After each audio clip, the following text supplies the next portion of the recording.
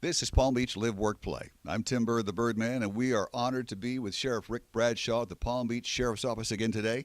And Sheriff, you know, even though we live in a wonderful place, it's the best place to live, work, and play, and a world-class destination, it doesn't mean that people won't come here and try to start some stuff.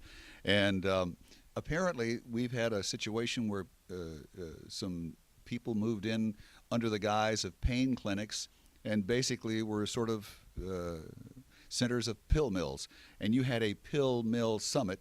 And tell us who attended that summit, if you would, please. Well, it was put on by myself and the state attorney, Michael McCullough, who's been an excellent partner with us in trying to get rid of these pill mills, along with our federal partners and other local law enforcement agencies.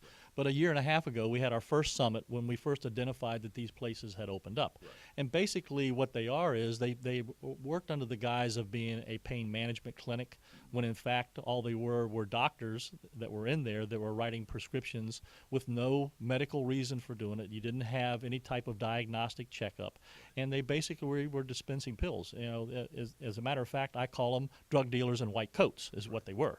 And we saw that, and they were allowed to operate here because they kind of flew under the radar. In fact, we had people coming from other states to come here because we really weren't paying attention to it. We didn't have a database that wasn't checking the doctors and doctor shopping.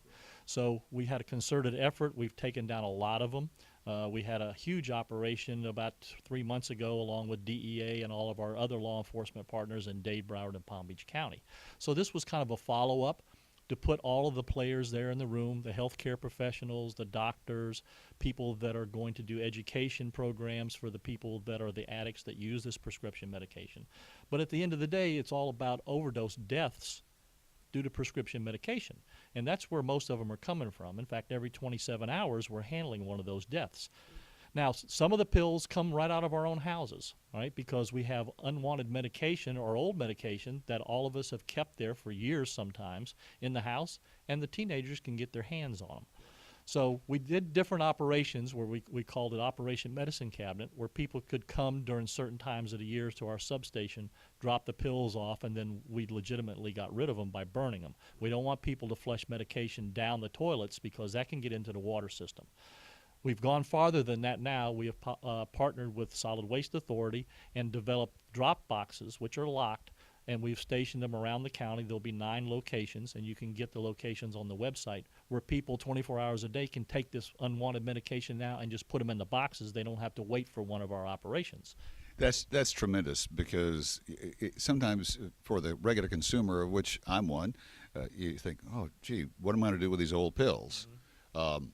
And to know now that and you know, you think, well, maybe we should burn them. We shouldn't flush them down whatever you do, don't flush them down the toilet, because it gets into the water system and contaminates that, and then that's no good. But even knowing how to burn them properly can be a hazard. So to know that there's a drop box at one of 9 locations throughout Palm Beach County, and is a relief. A relief to me. I'll know where to put mine, because I don't have time to figure out what to do with and it. Most people don't. And the staggering amount of it is, just in the 4 operations that we did before we got the boxes, we've collected over 1 million pills. So there's a need for it, you know, and all of us. I mean, I found some unwanted medication that I'd had in there too. Thank goodness I don't have teenagers around anymore to get them. But, you know, we don't want people to keep that around the house. So it was a dual approach: get rid of the pill mills and then try to get the unwanted prescriptions and the outdated ones out of the houses. Now, to your knowledge, I think I've never heard of any other county in the country having drop boxes for outdated prescriptions. Are we a leader in that? Well, we're the leader of it, but again, you know, copycat is probably the most sincere flattery form, and we've gotten other counties now are starting to copy what we're doing.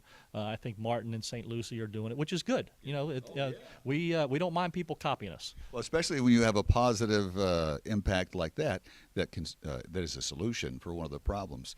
And I suppose that people could go to the website. Give us the website, because those locations will be on the website. Yep, it's www.pbso.org. www.pbso.org. Sheriff, thank you so much. I'm thrilled and proud to know that this is going on. Is there a second level, a second step, or are we just how are we finding the bad guys? Is that with the state and Mr. McCullough? Yeah, the state attorney's office actually has attorneys assigned to our task force, along with DEA and other local law enforcement agencies. It's just not us. It's a very, very good partnership between all of law enforcement. Sure. And we're still working on. We got a few more to work on, but we're arresting the people that are involved, and the doctors are going to go to jail, and the people that own the clinics are going to go to jail, and we're going to take all their assets. So the message is, this is not a business that you want to be involved in, because it's going to be a very short-lived business. That's right. Again, on the cutting edge of keeping us safe and protected. Sheriff Bradshaw, thank you so much for your time. Appreciate your good job you're doing. I'm Tim Bird, the Birdman, and stay tuned next month when we have another up-close and personal time with Sheriff Ric Bradshaw.